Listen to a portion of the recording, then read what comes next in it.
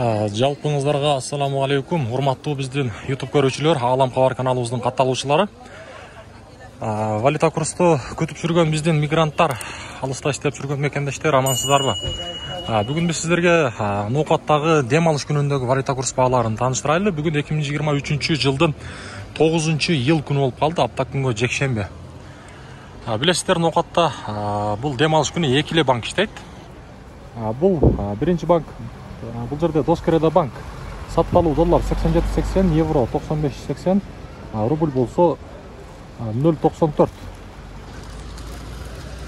Жакшы, дем алыш күндөрү түшүп калып эле, түшкөн жок. Кече да ушундай болду, мурдагы күнү да ушундай болгон.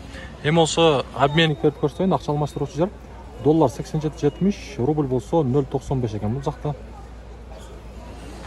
Жакшы. Болду мына экен, доллар. Ошондой болуп атат.